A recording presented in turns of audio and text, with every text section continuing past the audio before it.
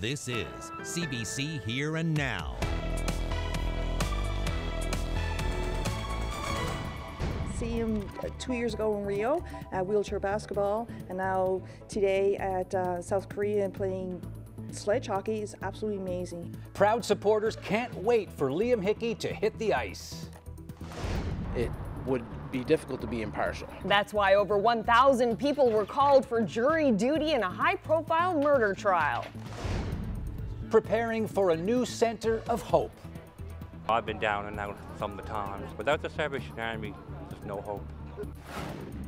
Good evening and welcome to Here and Now. The island portion of the province is bracing for some weather. It is. A lot of people are wondering how much of the white stuff we're actually going to get. Now, the system that's approaching us is currently ramping up in Nova Scotia. Yeah, that's right. And what you're looking at there is a live shot from a webcam in downtown Halifax. And for those of you who know that fine city, I think that's Argyle Street. You can see a bit of snow there coming. Yes, and all of that is heading our way. So let's bring in the expert on all this. So Ryan, when will this storm hit? Oh, that's a great question, Carolyn. We just saw the radar, of course, the webcam from Halifax. There's the radar. You can see the snow really ramping up there. This system extends all the way out into the Atlantic. No radar here, of course, but those bright white cloud tops, that's the leading edge of that snow. It looks like it's going to begin after midnight for most of us, a little earlier on the south coast, but before 3 a.m. How much? Well, another great question. Looks like widespread, 10 to as much as 20 centimeters. I'll break down why the big spread there a little bit later in the show, but 10 to 20 centimeters across the Avalon, the Burin, up towards Clarenville. It looks like more like a 10 to 15 centimeter event for most of central parts of Newfoundland. Amounts really dropping off along the west coast, 5 to 10 centimeters here, highest in those higher elevation areas. All right. Timeline? So, yeah. Okay. People want to know when to shovel. Well, that's a very good question. Have a look at this. Watch the snow that will be ramping up. There is, again, in the 3 a.m. time frame.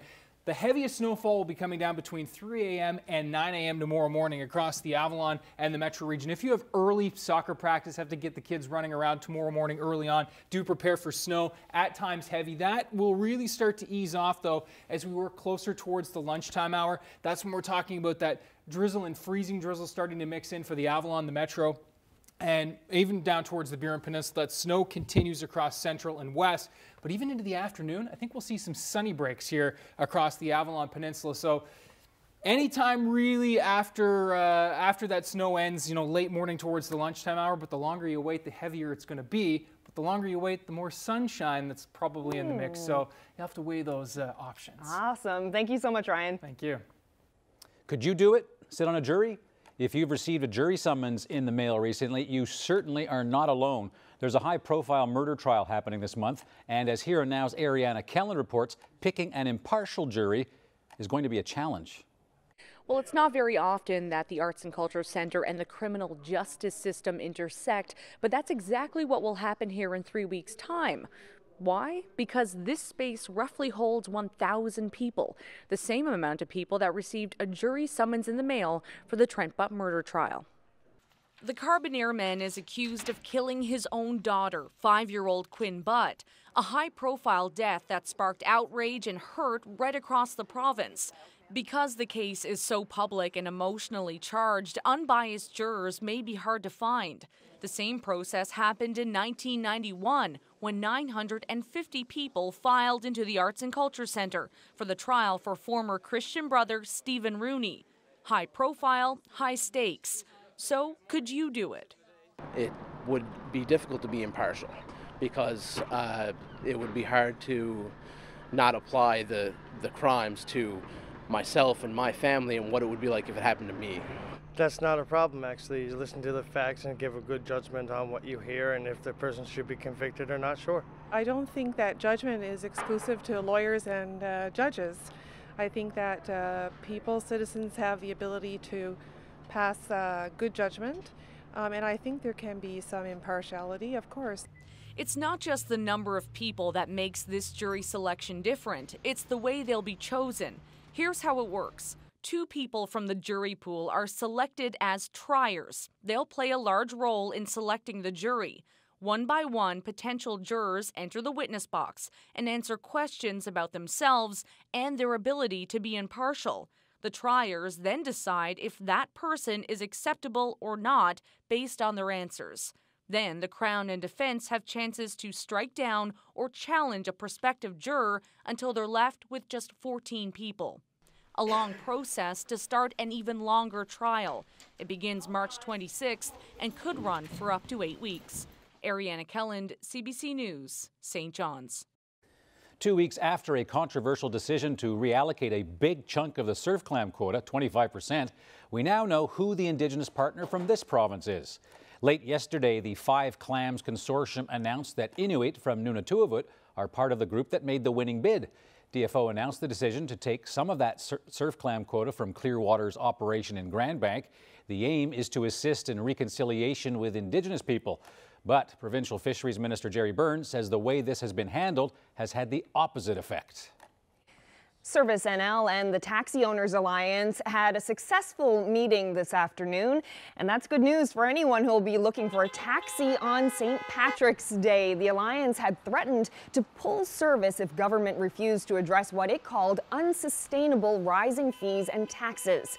Service NL Minister Sherry Gambin-Walsh assured members the lines of communication are open and that government is committed to reviewing its policies. We had a very fruitful conversation here this afternoon.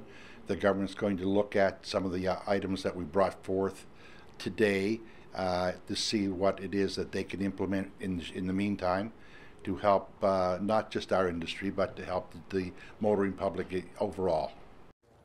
St. John's defense lawyer Bob Buckingham has filed a lawsuit seeking millions over comments made by the province's justice minister to the media this week.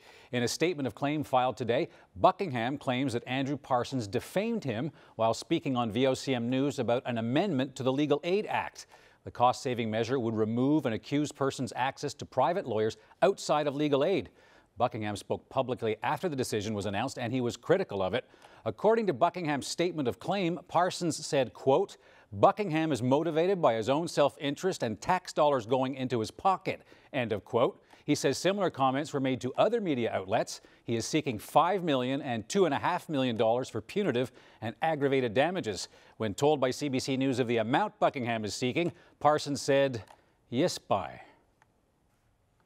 Well, the Newfoundlanders who won the $60 million lottery last month are a little richer tonight. They've each been given another $60,000. When the group of 31 come-by-chance workers won the massive jackpot last month, the Atlantic Lottery Corporation withheld nearly $2 million. And that's because there was a possibility that a 32nd person was a member of the winning group. But tonight, the Lottery Corporation says that person has decided not to pursue a claim. So the winners get an extra $60,483 each. Giving hope today. That's the Salvation Army's slogan. And by building a new center of hope in downtown St. John's, they are true to their word. Construction is set to start as early as this spring. Here Now's Megan McCabe has that story. Bustling with politicians and supporters, the ceremonial turning of the sod took place this morning.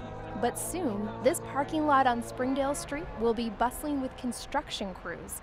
Less than a year after launching a fundraising campaign to build a new center of hope right here, they're just months away from getting started. And it means the world to people like Edward Adams, who rely on their hot meals, counseling, chiropractor treatments, and much more. You know, I've been down and out some of the times, and the people put their trust in Salvation Army. And I think the people who donated the money to help to keep this place going. Without the Salvation Army, there's no hope. The century-old buildings on this site were destroyed by flooding years ago. Ever since, they've shared the George Street United Church across the street. They set out to create a new, bigger facility with 20 affordable housing units and all of the critical mental health and addiction support they've long offered. All of those pulling together has made this reality, and so I guess it's an indication of the support for the project and what we are all about, and a recognition of the tremendous needs that are around us. With a final $1 million donation from Fortis back in December, they hit the $14 million fundraising goal to do it, thanks to the whole community and all 3 levels of government. When our building was compromised, this church here took us in and helped us to carry on our programs. And when we announced a capital campaign to rebuild on this site, our neighbors right in front of us came alongside. The call for tenders is going out shortly, with construction hopefully starting in a few months, and a new Center of Hope opening in 2 years. Megan McCabe, CBC News, St. John's. Newfoundland's Team Smith suffered another defeat at the Briar today. They lost to Prince Edward Island in a morning game that saw PEI open the game with 4 points in the first end. The loss brings the team's record now to 1 win and 6 losses. Brad Gujew's Team Canada has back-to-back games this evening. The first one is underway. It's in the 6th end, and the score is 2-0 for Gujew against Northern Ontario. Team Canada has a record 8 wins and 1 loss.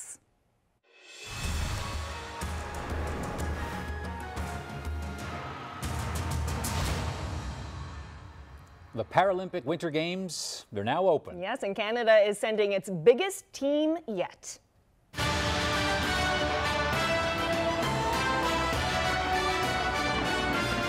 55 Canadian athletes entered the stadium this morning during the opening ceremony. Flag bearer Brian McKeever led the group. This year, he's hoping to set a new record as Canada's most decorated Paralympian. Now, we have a good reason for people in this province to tune into the Paralympics over the next week. There is a Newfoundlander competing, and he's been on Here and Now several times. Liam Hickey. He's just 19, but he's definitely not new to these kinds of games. No, Pyeongchang marks his second games. He competed in basketball 2 years ago in Rio. Now he's representing Canada in sledge hockey.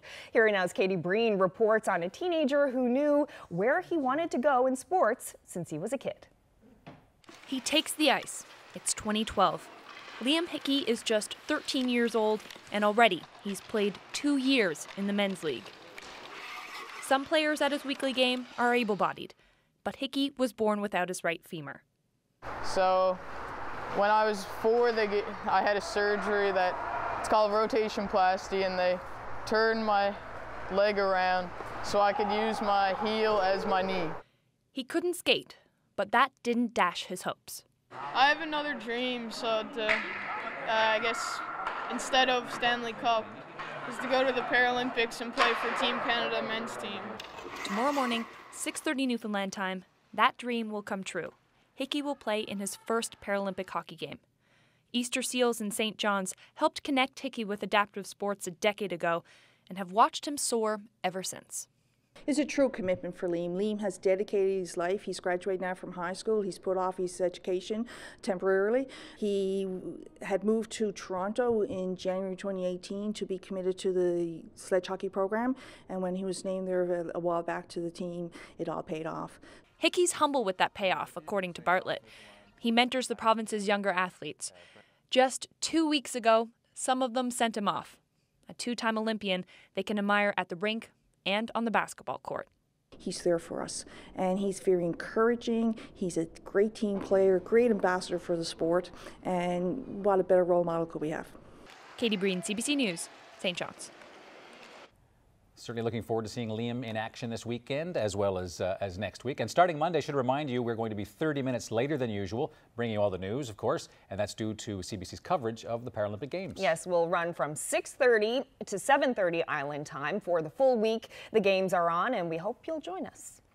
I want all Canadians to know that coming into this space and doing this work is agonizing. Survivors share their stories at the National Inquiry into Missing and Murdered Indigenous Women and Girls.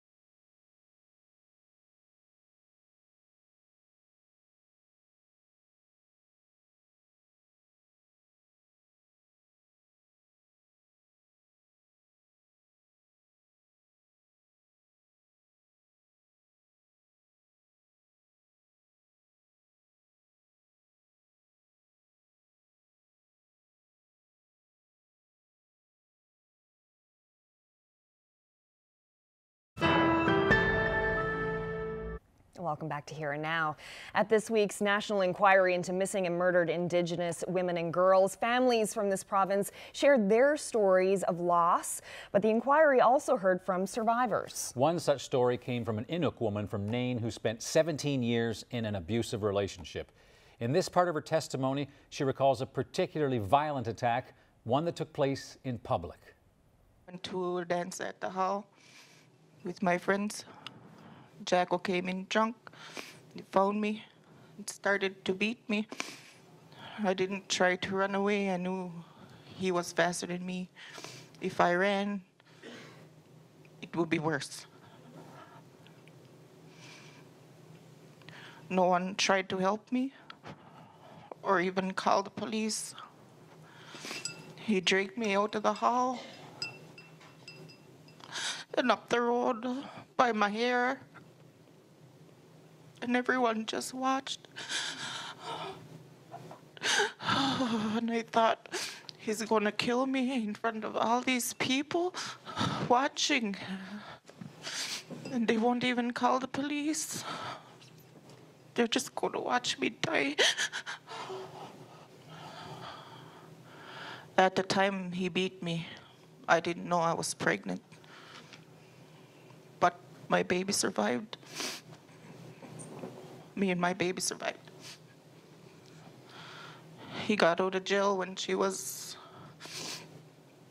about 8 or 9 months old. I believed all the lies he told. He would stop drinking. He would change, be a better person. That was the cycle of my life for 17 years. I want to share this story because I survived. My mother is not here talking about me in the past tense.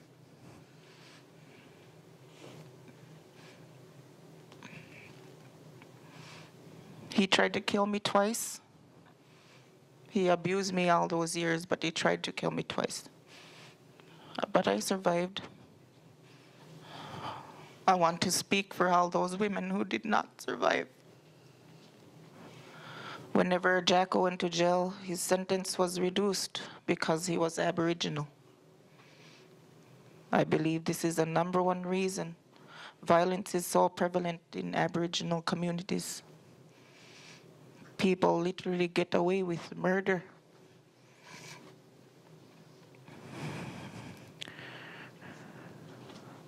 Especially in my community.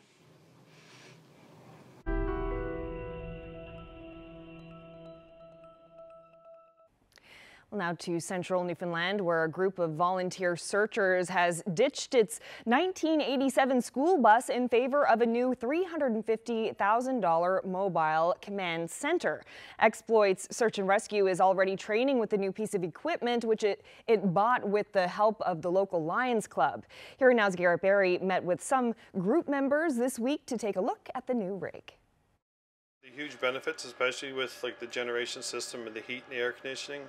We're not reliant on anything external, so we can pull up to a scene, start the generator within a matter of seconds, and we have everything available to us to start the search immediately. It shortens our time frame from the time we're ready to go out in the woods. The end goal of this incident command center is that we have everything we need within the storage units and within our inner workings here to be out there, be prepared, and have enough to be self-sustaining for a few days in terms of food, assets, equipment, and technology. It makes our jobs easier because we're more comfortable. The old school bus didn't have a whole lot of room, so if we were out searching all night during the winter on a wet, stormy night, our members are cold. A lot of the times they will get wet, even though we're prepared for it.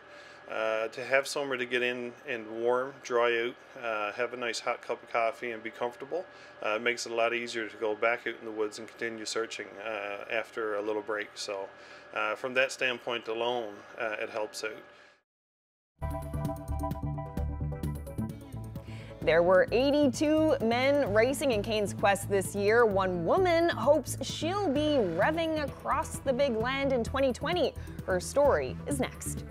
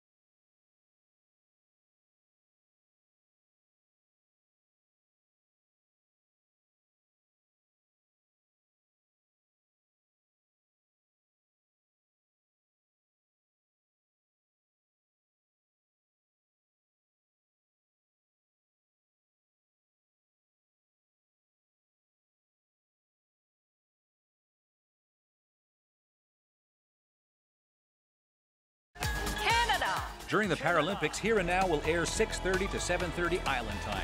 News, weather, and the latest on local Paralympian Liam Hickey, who is skating down a dream. To go to the Paralympics and play for Team Canada men's team.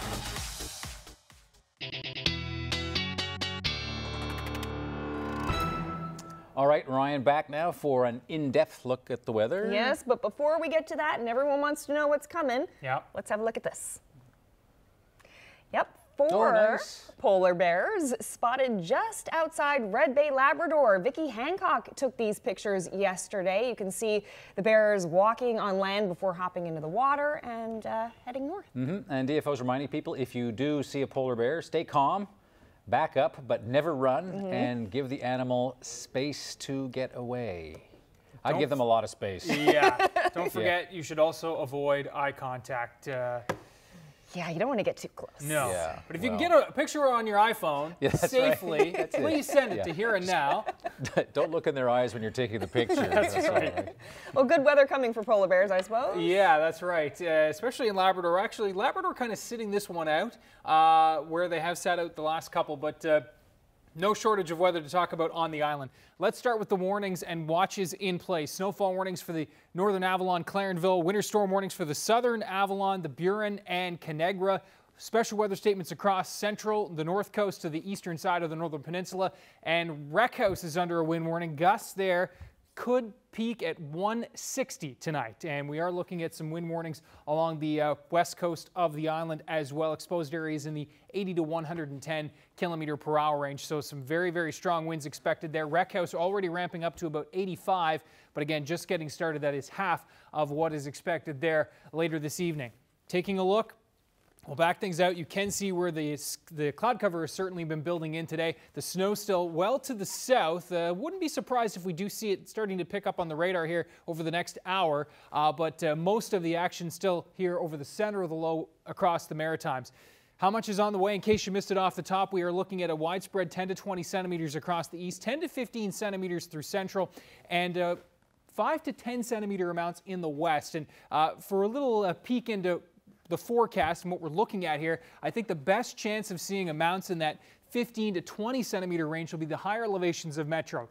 Mount Pearl, Paradise, Cowan Heights, those areas that typically see the higher amounts. This will be one of the setups where I'm expecting you will indeed see that with an easterly flow. Bit of a downsloping effect here, and so I think places like CBS down through Holyrood back towards Whitburn, a better chance that you're in that 10 to as much as 15 centimeter range. And again, I think topography and elevation will become a factor out towards the Burin Peninsula as well. And over the south parts of the Avalon, again, higher elevations, the best chance of getting into some of those higher amounts. Downsloping over the Long Range Mountains, again, those sinking winds as they come from the east and then sink back down to the Gulf. That's why I think amounts will be lower in that 5 to 10 centimeter range for most of the west coast.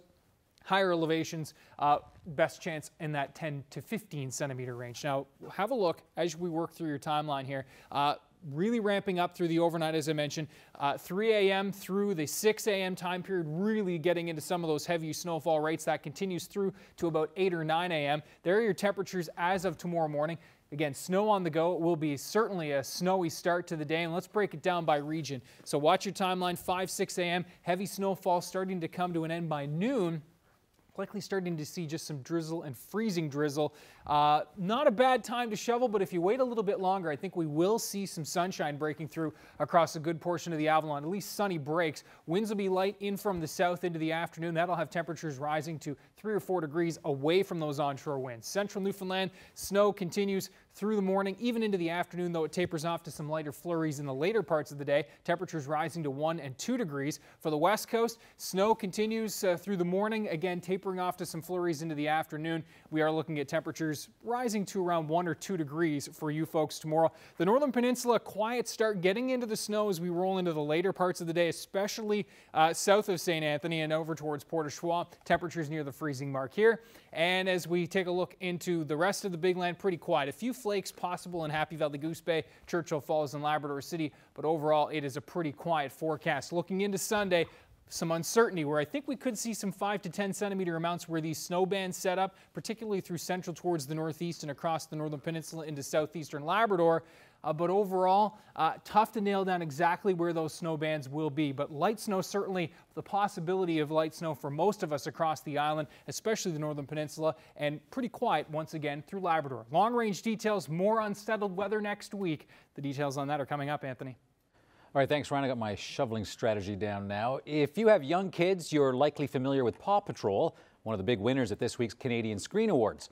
Well, Newfoundlander Jennifer Dodge helped develop and launch Paw Patrol. Dodge studied linguistics at Memorial University, and she says she landed the job by chance one summer while she was working on a Toronto film set, serving food to TV producers. Looks like it all has paid off. Dodge is now a senior vice president for Nickelodeon Preschool in Los Angeles.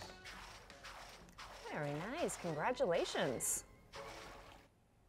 And as we told you last night, Cane's Quest came to an early end this year, but competitors are already looking toward 2020. And while this was the biggest race ever with 82 participants, there wasn't one woman in the field racing. As Here and Now's Jacob Barker reports, that may change next time around.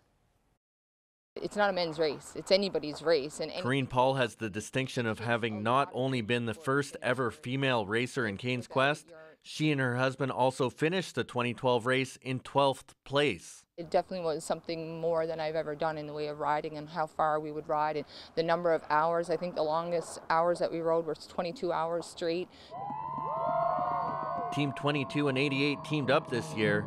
They finished in first and third place. Paul worked behind the scenes for the teams. She says that experience will help her be a better racer when she rides again in 2020. I think the support teams sleep less than what the actual racers do because we're prepping, we're planning, we're trying to be ahead of the next step and what could change. So plan A, plan B, there's even plan C sometimes. In 2016, there was an all-female team that planned to race, but that effort was derailed by an illness. Cane's Quest organizers say they were thrilled at the prospect of having a female team. She says her experience was a good one. I didn't feel intimidated, I didn't feel pressured, I didn't feel, singled out necessarily. One lady approached me and said, I was the person that said a woman would never finish the race and you proved me wrong. And that's just a great feeling right there. Paul encourages other women to try it out. Go for it. It's a great challenge. I mean, it's a personal challenge that if you want to do it, do it. You don't know unless you try. Jacob Barker, CBC News, Happy Valley Goose Bay. It's kind of interesting, Carolyn, the week that we celebrate women with International Women's Day. Pretty good story, so probably won't be long before we do see another woman finish that race. Hopefully we'll see another team next year. Yep, let's hope. It's important that women have all the options that are available and safe to them. Pressuring government to provide coverage for the abortion pill.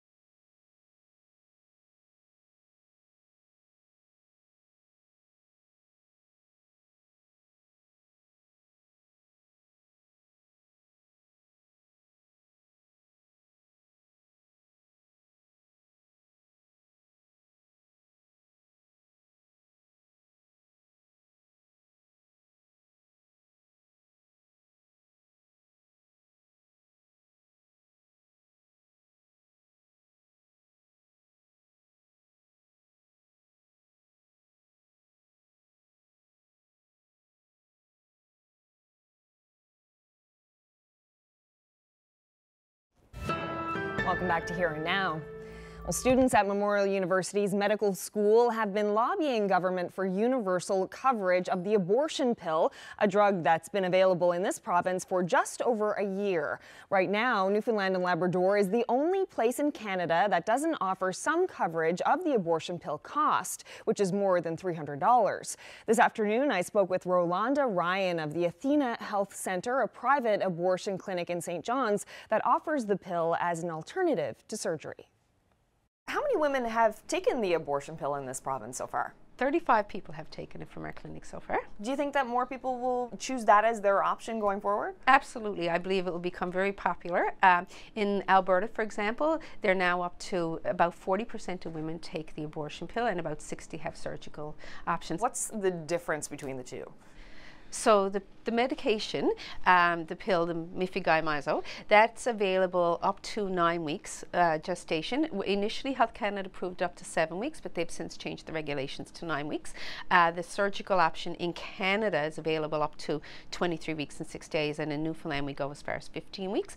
So if you're outside the gestational limits of the pill, you can still have a surgical option. The other difference between it is basically the pill, you can do it in the privacy of your own home. So you get the prescription and you take the first pill, and then 24 to 48 hours later you take the second pills. The first pill stops the pregnancy, and the second set of pills actually causes your uterus to contract and expel it. And so you can it's more private, it's more natural, like it feels more like a miscarriage. The surgical abortion is obviously you come in, you have a procedure done. It takes about half a day to have it done, like from the time you come in till you leave. The procedure itself is 4 to 7 minutes long, and when you leave, you know you're no longer pregnant, so it's done and over with. So some of the other differences, I guess, are that with the pill there is more cramping, more bleeding, and it does take a longer process. With the surgical option, there's intense cramping for a few minutes, but then it's done. So there's been a lot of talk about government potentially covering the cost of this pill. What are your thoughts on that? I think women should have access to abortion care, whether it's surgical or medical, and it shouldn't cost them any money out of pocket. So I do think government should step in and make some sort of plan for payment. So right now, most people's insurance is covered. So I think that's a conversation we really have to have. So for the women who have insurance and it is covered, perhaps there's a different payment plan for those women. But yes, I do think that it should be free to women to be able to access either form of termination of pregnancy that they choose. Having access to this abortion pill would be a big deal for women who live in rural Newfoundland, who would need to travel a long distance to get to St. John's to get the surgical abortion. What kind of a difference will that make for them? Absolutely. So right now, not everybody has to travel to St. John's for surgical, because we have been offering satellite clinics across the island since January of 2017. But for the pill itself, for smaller communities and places like that, it'll be great because they can access it in their own community, provided the doctor can meet the Health Canada requirements. So that would be, right now it's like an ultrasound is a Health Canada requirement. So if they can get an ultrasound in or near their community and they have a doctor who's willing to provide the pill, then that's something that they can get in their own hometown. So I think that it will be a game changer for women in remote communities, providing that there's physicians there who are willing to take on that responsibility. And that was Rolanda Ryan with the Athena Clinic. Now, we did hear from the Health Department this afternoon, and the minister says he is considering coverage of the abortion pill. Yes, Dr. John Haggie says he is also looking at ways to improve access to the drug in rural areas. Government is now looking to the other provinces to decide on the best coverage model. A minute of warmth can change your day. Carlton the cat spreads love and is on the prowl at St. Mary's University.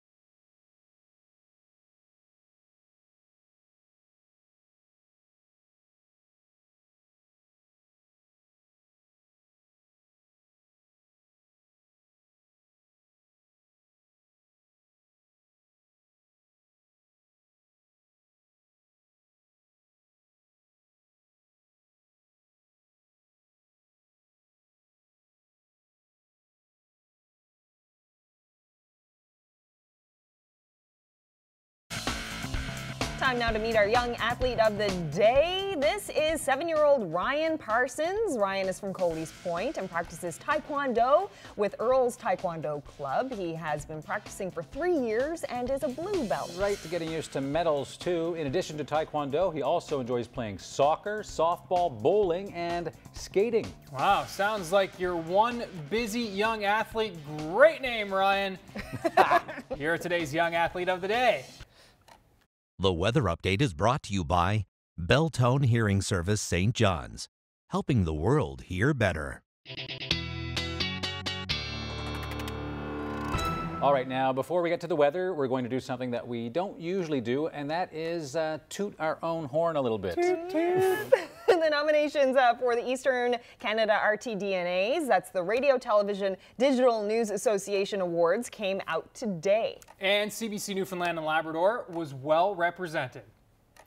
On the Go host Ted Blades won the Podcast Award. He was the only nominee there. And the in-depth multi-platform category for everything radio, digital TV, CBC Newfoundland and Labrador's Public Figure, Public Trial about Dwight Ball and the Brandon Phillips murder trial. That is a finalist. And in television, our Access Denied series is up for the Diversity Award.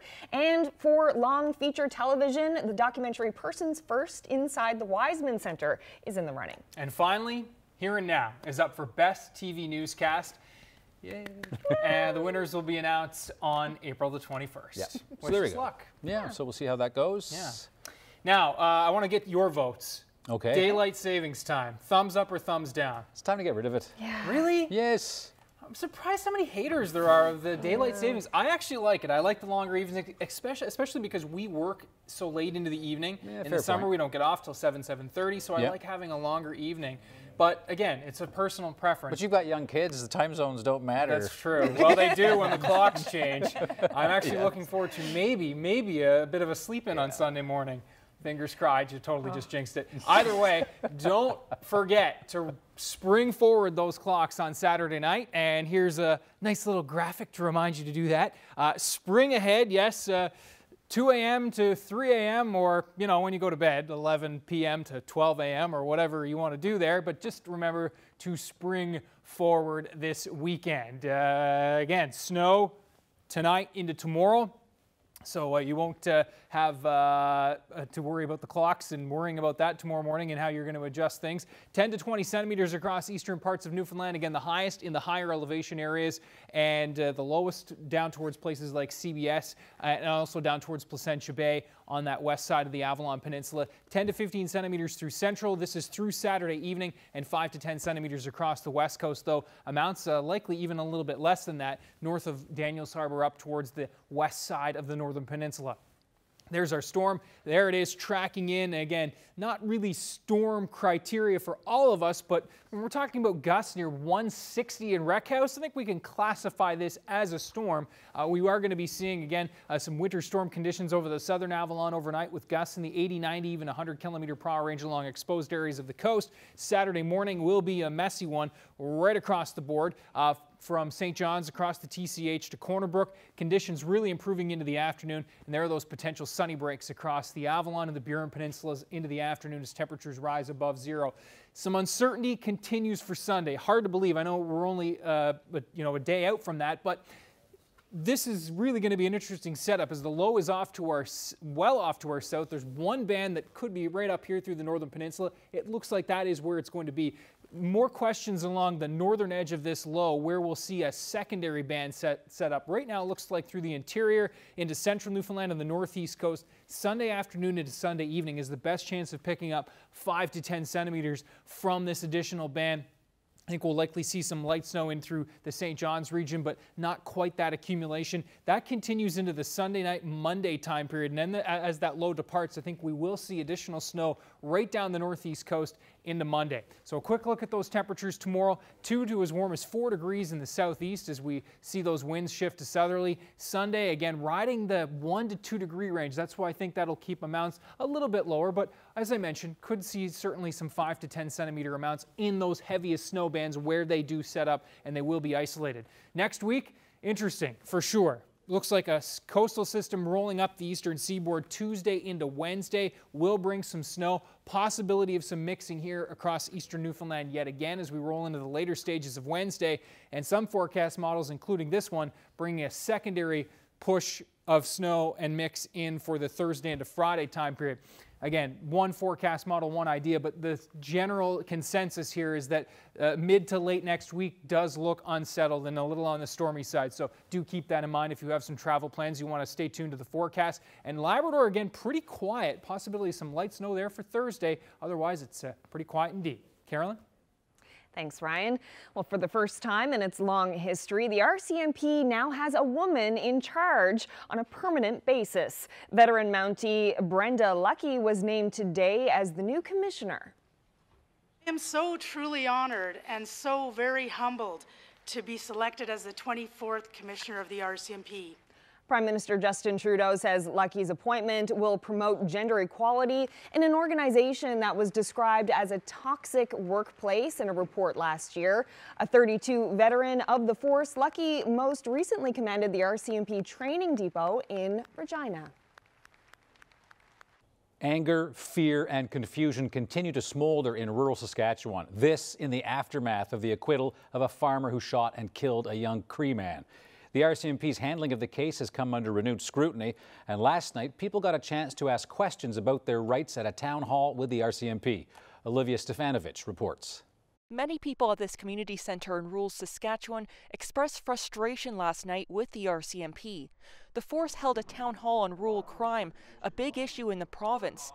Statistically, property crimes are decreasing, but concerns over trespassing and break-and-enters have been highlighted because of the trial of Gerald Stanley. If they were coming in here to hurt my family or do anything, I'd be the same case as Gerald Stanley. Sorry to say, but that's where I'd stand. Confusion over what's reasonable when it comes to self-defense and defense of property dominated the discussion, and the RCMP wasn't able to provide much clarity. I don't have advice, and it's frustrating to have an answer like that, but it is a question of what's reasonable in that particular circumstance. The RCMP is urging people not to take matters into their own hands and asking residents to contact their elected officials if they want to see changes to the criminal code and clarity over citizen arrests.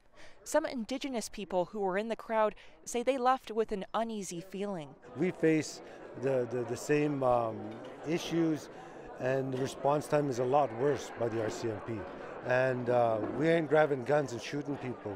The RCMP say the force plans to hold dozens of other town halls like this across the province to address rural crime. Olivia Stefanovic, CBC News, Purdue, Saskatchewan. The White House is celebrating a breakthrough with North Korea. President Trump will meet face-to-face with leader Kim Jong-un, but Trump's press secretary says the U.S. will not be caving in to North Korea. The first time in a long time the United States is actually having conversations from a position of strength, not a position of weakness like the one that North Korea finds itself in due to the maximum pressure campaign. The White House also says the president will not meet his North Korean counterpart unless he sees concrete actions by North Korea to denuclearize. Therapy cats and dogs are nothing new at many schools and universities. But what if a random neighborhood cat just started showing up for class? That's Carlton the cat. When his owners leave for work, he heads to Halifax and hangs out at the university there. Colleen Jones has his story. What you doing, Carlton? Roaming the halls, that tail just swishing. He sleeps, snacks, jumps on counters. He even attends lectures. He's not your regular student. Meet Carlton the cat. Oh, he's so cute. I love him. Carlton lives close by the university, and when his owners head off to work and school, Carlton does the same. He's not a therapy animal. Mind you, every day he seems to dispense a lot of therapy. It says a lot about how a smile, a minute of warmth can change your day, can really make your day different. When Carlton started randomly roaming the halls at St. Mary's, at first people were like, is that a cat in the hallway? Or the filing room? Or how about sleeping on my desk? He just makes everyone so happy. Are you following him on Instagram? Yeah, I was one of the first ones. Carlton's on Instagram and social media, a hit on Reddit, and when someone made this poster saying Carlton for Board of Directors poster, well, international media started calling and doing articles and stories. And it looks like this cat is out of the bag and running for office. He's like the littlest hobo. Like, he comes in and he says, good morning, hello, how are you doing? Lets him, pet you, and then he goes on his way.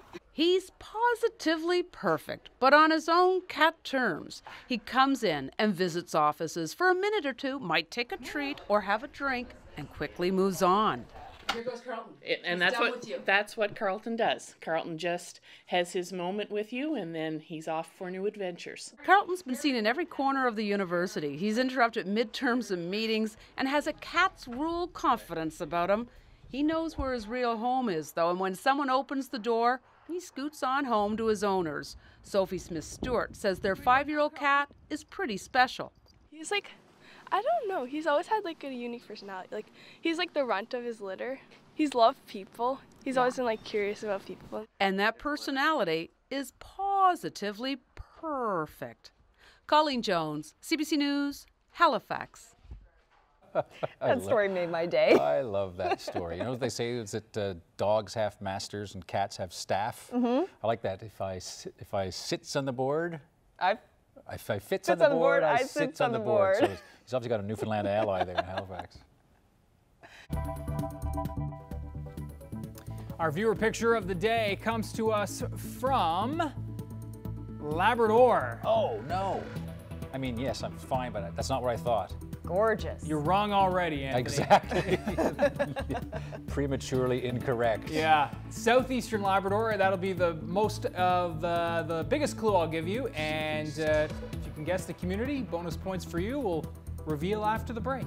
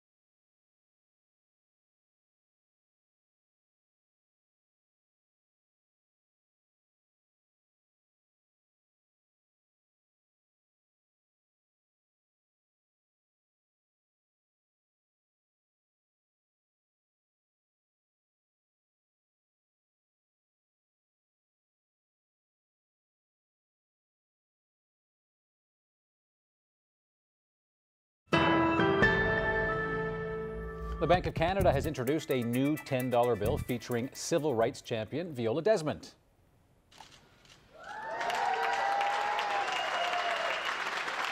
The new bill was unveiled by Desmond's sister, Wanda. It's the first bill in Canada with a long vertical image. In 1946, Desmond was arrested at a movie theater in Nova Scotia She had sat in the whites only section. You may remember her story from this Heritage Minute. Segregation was ended in Nova Scotia because of her case. But it took more than 60 years for her conviction to be overturned. Desmond died in 1965. Well, in this generation of vanity, it's never too cold to take a selfie. These big emperor penguins. Emperor penguins were curious about a camera someone left on the ice at a research station in Antarctica. So they took a closer look and gave us a different kind of bird's eye view. Researchers say the animals are naturally inquisitive and social. And as one of the residents of the oldest and coldest environments on Earth, they make Canadian winters look like a day at the beach. No. That's my favorite, the head shake at the end. No. I thought I was a fish. No. Not edible. It's just a $100,000 camera. No. Nice. All right. Well, let's see Friday. who's celebrating birthdays and anniversaries. Happy 90th birthday to Kenneth Saunders of Lassie, now living in Carbonear. Happy anniversary to Claude and Patsy House of Daniels Harbour. They're celebrating 54 years of marriage. 90th birthday greetings today to Wallace Vardy of Harbour Mill, Fortune Bay, now living in Grand Falls, Windsor. Happy birthday to Gordon Breen, also known as Mr. Baseball. It was his 90th on March 2nd. Anniversary wishes to Irene and Reg Elliott of Raleigh. They celebrated 59 years on March 4th. And Muriel Bull in beautiful Eastport turned 94 on Tuesday. Happy birthday to you. And Pierce Penny is celebrating his 90th birthday tomorrow. Hope you have a great one. Happy birthday to avid blueberry picker Doris Guju Thurrett in lovely Brigus. She turned 97 yesterday. Anniversary greetings to Ross and Madeline Fudge in Deer Lake. They are celebrating 56 years of marriage. And a happy 92nd birthday to Raymond Stratton. Pop and Gladys Blake of Northwest River, Labrador are celebrating their 64th wedding anniversary tomorrow. Congratulations to you both. Here's a milestone birthday. Mary Sheila Flynn will be celebrating her 100th birthday on Monday. An open house will be held on Sunday in North River.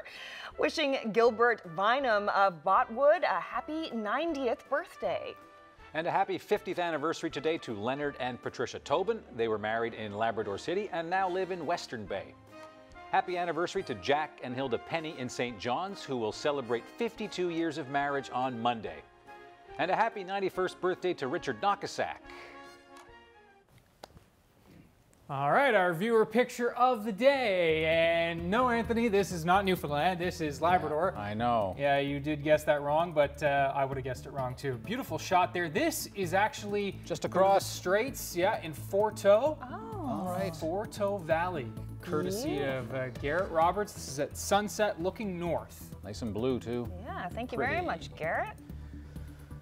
All right, got the shovel and everything ready for tomorrow. And the clocks. Yep. Oh, yes, and Monday we start at a different time because of the Paralympics. We'll be starting at 6:30. Yep, full hour show, but just half an hour later. So we'll see you on Monday. Good night, everyone. Have a great weekend.